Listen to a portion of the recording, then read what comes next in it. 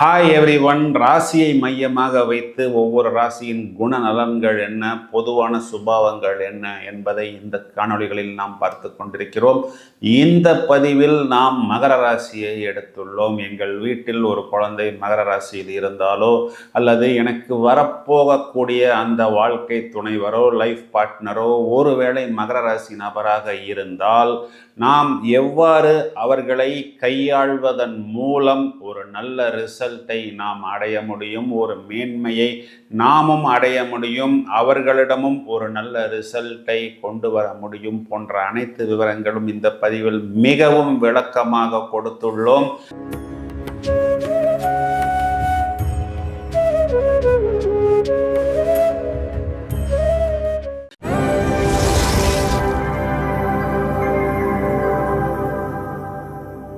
இந்த மகர ராசி என்பது நிலராசி, காலபுருஷ ராசியான மேஷத்துக்கு 10வது ராசியாக வரக்கூடியது.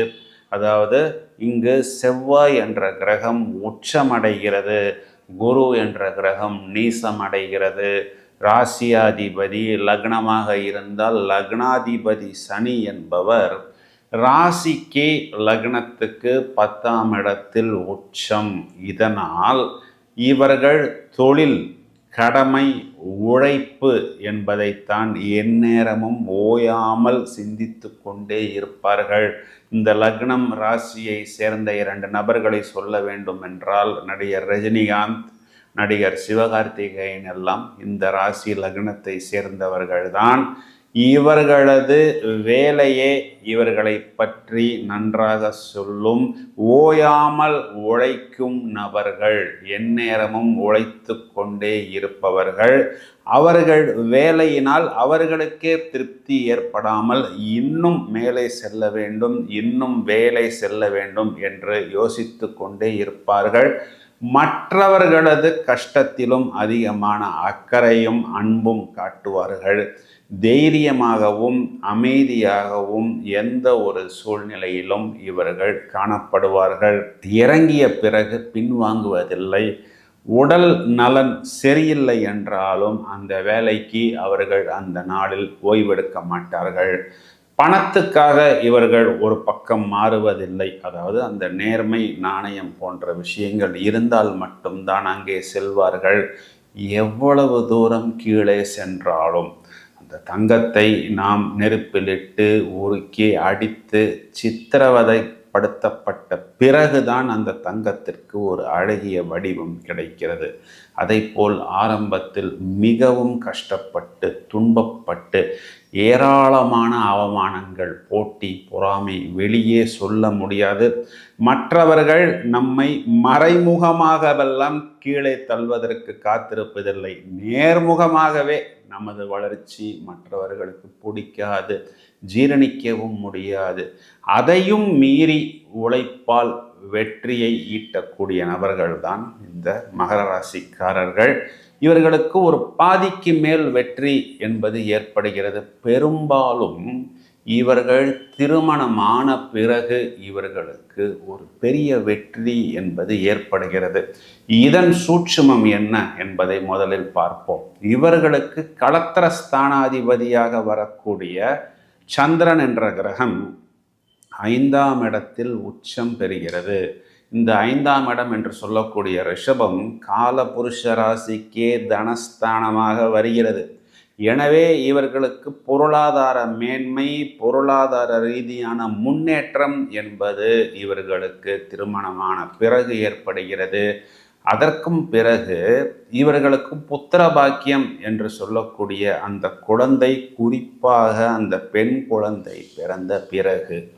ஏனென்றால் இவர்களுக்கு புத்திரஸ்தானாதிபதி சுக்கிரன், அவர் 3ஆம் இடத்தில் உச்சமடைகிறார். இதனால் இவர்களுக்கு குறிப்பாக அந்த பெண் குழந்தை பிறந்த பிறகு ஒரு மிகப்பெரிய மாற்றம், மிகப்பெரிய முன்னேற்றம் பொருளாதார ரீதியாக இவர்களுக்கு ஏற்படுகிறது. சுய முயற்சியால், இவர்களது திறமையால், சாமர்த்தியத்தால், சாதுர்த்தியத்தால் இவர்கள் வெற்றி பெறுகிறார்கள் என்பதுதான் நிதர்சனமான உண்மை. இந்த மகர ராசி லக்னத்தை எடுத்துக்கொண்டால் இவர்களுக்கு பூரணமான சுப பலன்களை கொடுப்பது இந்த சுக்கிரன் என்ற கிரகம். புதன் இவர்களுக்கு சுபக்கிரகமாக இருந்தாலும் இவர் பஞ்சமாதிபதியாக வருவது மட்டுமல்லாமல் இவரே அட்டமாதிபதியாகவும் வந்து விடுகிறார். புதன் சுக்கிரன் இந்த 2 கிரகங்களுமே பொதுவாகவே மகர ராசிக்கு நல்லது செய்கிறது என்று எடுத்துக்கொண்டாலும் புதன் என்ற கிரகம் இவர்களுக்கு பாக்யாதிபதியாக வந்தாலும் அவர்தான் சத்ருஸ்தானத்துக்கும் அதிபதியாக வருகிறார். சுக்கிரன் என்ற கிரகம் இவர்களுக்கு ஜீவனாதிபதி மற்றும் புத்திரஸ்தானாதிபதியாகவும் பஞ்சமாதிபதியாகவும் வருவதனால் பூரணமான சுப பலன்களை மகர ராசிக்கு சுக்கிரன் அள்ளி கொடுக்கிறார்.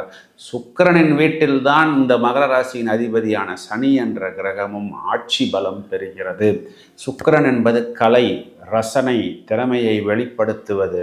சனி என்பது மக்கள் கூட்டம், இவற்றை குறிக்கக்கூடிய கிரகம். இதனால் நிறைய இந்த கலை சம்பந்தப்பட்ட துறைகள், திரைப்படம் சம்பந்தப்பட்ட துறைகளிலெல்லாம் பலர் நம்மளை ரசிக்கக்கூடிய விதமாக, நம்மை மேலும் மேலும் புகழக்கூடிய விதமாக, நமக்கு ஆதரவு கொடுக்கக்கூடிய விதமாக இந்த சுக்கிரன் என்பவர் 3ஆம் இடம் என்று சொல்லக்கூடிய முயற்சி ஸ்தானத்தில் உச்சமடைவதனால் ஏராளமான நடிகர், நடிகைகள், கலைஞர்களை நாம் இந்த மகர ராசியில் காண முடியும். மேலும் இவர்களுக்கு சுக்கிரன் என்ற கிரகம் மட்டுமே பூரணமான சுப பலன்களை கொடுக்கும். இந்த சுக்கிரன் என்பவர் களத்திர காரகனாகவும் வருவதனால் நான் ஏற்கனவே சொன்னது போல் திருமண வாழ்வில் இவர்கள் நல்ல ஒரு வெற்றியை அடைவார்கள். அதுவரை இவர்களுக்கு கடும் சோதனை, பொருளாதார ரீதியாக ரொம்பவும் ஏற்ற இறக்கமான சூழ்நிலை என்பது காணப்படும். திருமணத்துக்கு பிறகு இவர்கள் slow and steady wins the race என்று சொல்வது போல் இவர்களது உழைப்புக்கு அப்பொழுதுதான் அதிகமான சன்மானம் என்பது கிடைக்கும். பல அவமானங்களை சந்தித்த பிறகு கிடைக்கக்கூடிய வெற்றி என்பதுதான் மகர ராசிக்காரர்களுக்கு உண்டான வெற்றி. ராசியில் குரு என்ப கிரகம் நீசமடைகிறது என்பதனால் தனத்திற்கு போராட்டம். சரிங்க சார், இந்த குரு என்பவர் இவர்களுக்கு சகோதர ஸ்தானத்துக்கு அதிபதி என்பதாலும் இவர்கள் தங்களது சகோதரர்கள் மூலமாகவும் நிறைய விரயங்களை ஏற்க வேண்டிய ஒரு சூழ்நிலையில் வந்து மாட்டிக்கொள்கிறார்கள்.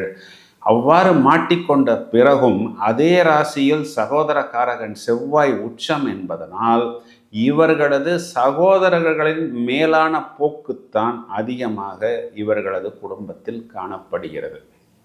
இவர்களுக்கு பெற்றோர்கள் என்று எடுத்துக்கொள்ளும் பொழுது சூரியன் என்பவர் பித்ருக்காரகன் 4ஆம் வீட்டில் உச்சமடைவதனால் இவர்களது வீட்டில் பொதுவாகவே இவர்களுடைய அப்பாக்களின் டாமினேஷன் அதிகமாக இருக்கும்.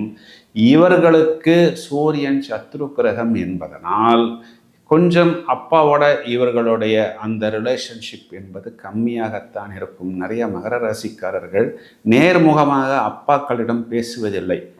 அம்மாக்கள் மூலமாகத்தான் அப்பாவிடம் ஏதாவது ஒரு விஷயத்தை சொல்வார்கள் அல்லது ஏதாவது ஒரு யாசகத்தை பெறுவார்கள். இதே பித்ரு காரகன் சூரியன் 10ஆம் வீடு என்று சொல்லக்கூடிய ஜீவனத்தில் நீசம் பெறுவதனால் இவர்கள் தந்தையை விட்டு தனியாக வந்த பிறகு, ஒரு தொழில் ஆரம்பித்த பிறகு இவர்கள் தொழிலில் நல்ல வெற்றியை பெறுகிறார்கள் என்பதுதான் நிதர்சனமான உண்மை. அஷ்டமாதிபதி மாத்துர் ஸ்தானத்தில் உச்சபலம் என்பதனால் தாய் அன்பும் கொஞ்சம் மகர ராசிக்காரர்கள் குறைவாகத்தான் பெறுகிறார்கள். ஏனென்றால் ஒரு வீட்டில் ஒரு 3 குழந்தைகள் இருக்கிறது. ஒன்று மகர ராசி என்று வைத்துக்கொள்வோம். மற்ற 2 குழந்தைகள் வேறு ராசிகளாக இருக்கும் பொழுது எந்த ஒரு அம்மாவும் அனைத்து குழந்தைகளையும் சமமாக பார்த்தாலும் சந்தர்ப்ப சூழ்நிலை, இவர் ஒரு ஹாஸ்டலில் போய் படிக்க வேண்டிய ஒரு சூழ்நிலை என்று வரும் பொழுது நேர்முகமாக அந்த தாய் அன்பு என்பது இவர்களுக்கு கொஞ்சம் கம்மியாகத்தான் கிடைக்கிறது என்பதுதான் நிதர்சனமான உண்மை. இவர்கள் தங்களை முதன்மைப்படுத்தி கொள்வதற்கு மிகவும் சுறுசுறுப்பாக செயல்படுவார்கள். நிறைய பேருக்கு இந்த ஆரம்ப கல்வியில் தடை. ஏனென்றால் 2ஆம் வீட்டுக்கும் அதிபதியாகவே சனி பகவான் வருகிறார். அவர் 2ஆம் வீட்டுக்கு பாதகஸ்தானத்தில் உச்சமடைகிறார் என்பதனால் கல்வியில் தடை என்பது நிறைய மகர ராசிக்காரர்களுக்கு ஏற்பட்டாலும் அனுபவத்தால் இவர்கள் மேன்மை அடைகிறார்கள். These people are very humble, down to earth, career oriented people. இவர்களை வைத்துத்தான் பலருக்கு முன்னேற்றம் மேன்மை என்பது ஏற்படும். ஏனென்றால் இந்த ராசியின் சுபாவம், இந்த லக்னத்தின் சுபாவம் சனி என்பவர் கடுமையான உடல் உழைப்பை வெளிப்படுத்தக்கூடியவர். அவர் ஒரு பெரிய எம்டியாக இருந்தாலும் ஒரு ஆஃபீஸ் பாய் அன்று வரவில்லை என்றால் களத்தில் இறங்கி இவரே ஆஃபீஸ் பாயாக வேலையும் இவர்கள் செய்வார்கள். Very reliable, caring. இந்த சனி என்ற கிரகத்தின் சுபாவமே அனைவரையும் அரவணைத்து கொள்வது, அனைவருக்கும் தங்களால் என்ன ஒரு அன்பையும் காதலையும் வெளிப்படுத்த முடியுமோ அந்த அளவுக்கு வெளிப்படுத்தக்கூடிய அமைப்பு என்பதுதான் இந்த ராசிக்காரர்களின் தனித்துவம். These people are very very practical, helping nature இவர்களிடம் உண்டு. ஒரு நல்ல ஸ்டேட்டஸுக்கு வருவார்கள். Career oriented people. விஸ்வரூப வெற்றி என்பது இவர்களுக்கு பின்னாளில் கண்டிப்பாக ஏற்படும் என்பதுதான் நிதர்சனமான உண்மை. மேலும் நிறைய மகர ராசிக்காரர்களுக்கு பொதுவாகவே இந்த காதல் திருமணம், கலப்பு திருமணம், கலப்பு இனம், இதன் மூலம் புத்திரபாக்கியத்தில் ஈடுபாடு என்பது அதிகமாக இருக்கும். இவர்களை எவர் எங்கே அவமானப்படுத்துகிறார்களோ கண்டிப்பாக அங்கே அவர்கள் முன் இவர்கள் வாழ்ந்து காட்டுவார்கள். அதாவது இவர்கள் பயணித்து கொண்டிருக்கும் பொழுது இவர்களுக்கு ஒரு டேர்னிங் பாயிண்ட் என்பது கண்டிப்பாக கிடைக்கும். அந்த டேர்னிங் பாயிண்டை பிடித்து நன்றாக யோசித்த பிறகு இவர்களே வருத்தி கொள்வார்கள். இந்த கிரகத்தின் சுபாவமே அவ்வாறு தான். இவர்களுடைய செயல்கள் எந்த நேரத்திலும் எந்த ஒரு கீழ்நிலைக்கும் போவதற்கு இவர்கள் தயங்க மாட்டார்கள். அவ்வாறு கீழ்நிலைக்கு போய் தங்களை மேலும் மேலும் வருத்தி கொண்டு இவர்கள் தொழில் அல்லது துறை சம்பந்தப்பட்ட விஷயங்களில், அது அரசாங்கமாக இருந்தாலும் சரி, வியாபாரமாக இருந்தாலும் சரி, எவ்வளவு சவால்கள் வந்தாலும் எதிர்ப்புகள் வந்தாலும் அனைத்து துன்பங்களையும் சந்தித்த பிறகு, பல அவமானத்தையும் தாங்கிய பிறகு இவர்கள் ஒரு மிகப்பெரிய உயர்வு அடைவார்கள். கடமையை கச்சிதமாக நடத்துவார்கள். மிகவும் வைராக்கியம் நிறைந்த இவர்களுக்கு பெரும்பாலும் நல்ல ஒரு தேஜஸ் நிரம்பிய ஒரு மகாலட்சுமி கடாட்சம் பொருந்திய ஒரு வாழ்க்கை துணைவர் கிடைப்பார்கள். சிரித்து கொண்டே இவர்கள் ஜெயிக்கக்கூடிய அமைப்பு உண்டு. சில நேரம் இவர்களை பார்க்கும் பொழுது கொஞ்சம் ஸ்லோவாகவும் லெத்தார்ஜிக்காகவும் இருப்பது போல் தெரியும். அந்த நேரத்தில் நாம் இவர்களை மேலும் மேலும் கேரியர் ஓரியன்டாக இவர்களை மோட்டிவேட் செய்ய வேண்டும். உஷ்ணரோகம் இவர்களிடம் காணப்படும். These people are very true, very friendly in nature.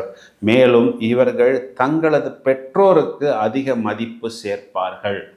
அதாவது இந்த நபரின் தந்தை நான், இந்த நபரின் தாய் நான், இவர்தான் இந்த மகர ராசிக்காரரின் தந்தை என்று அடையாளம் சொல்லக்கூடிய அளவுக்கு பெற்றோர்களுக்கு நல்ல மதிப்பை இவர்கள் ஏற்பார்கள். சில நேரத்தில் கொஞ்சம் குழப்பம் இருந்தாலும் நாள் பட இவர்கள் தெளிந்து விடுவார்கள். இவர்கள் வெற்றி ஸ்தானத்தில் சுக்கிரன் உச்சம் என்பதும், இவர்களுக்கு வெற்றி ஸ்தானாதிபதி 7ஆம் இடத்தில் பொதுவாகவே உச்சம் என்பதும் இவர்களுக்கு எளிதாக வாய்ப்புகள் கிடைக்கும். கிடைத்த வாய்ப்பை இவர்கள் நன்றாக தக்க வைத்து கொள்வார்கள். மேலும் இவர்களுக்கு சுகஸ்தானாதிபதி ராசியில் உச்சம் என்பதும் இவரே லாபஸ்தானத்துக்கும் அதிபதியாக வருவதாலும் நிறைய சொத்துக்கள் வாங்கக்கூடிய அமைப்பு, அந்த சொத்துக்களை அடுத்த தலைமுறைக்கு எடுத்து செல்லக்கூடிய அமைப்பு என்பது மகர ராசிக்காரர்களுக்கு அதிகமாக காணப்படும்.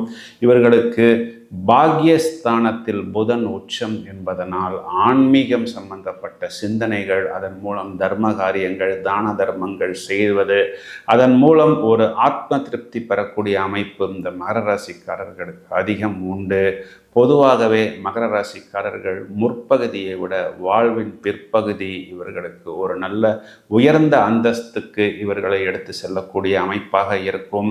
இவர்கள் வழிபட வேண்டிய தெய்வம் மகாவிஷ்ணு, மகாலட்சுமி. இவர்கள் அணிய வேண்டிய ரத்தினம் என்பது வைரம். அதன் பிறகு தேவைப்பட்டால் இவர்கள் மரகத பச்சை என்ற ஒரு ரத்தினத்தையும் அணிந்து கொள்ளலாம். இவர்கள் உபயோகிக்க வேண்டிய லக்கி கலர்ஸ் என்றால் ஒயிட், அதற்கு பிறகு கிரீன் அண்ட் ப்ளூ, இந்த 2 வண்ணங்களையும் அவர்கள் உபயோகிக்கலாம். நண்பர்களே, இந்த பதிவை உங்களது நட்புகளுக்கும் உறவினர்களுக்கும் ஷேர் செய்யுங்கள். மேலும் பல அரிய தகவல்கள் தயாராகி கொண்டிருக்கிறது. தொடர்ந்து இணைப்பில் இருங்கள். Thank you friends.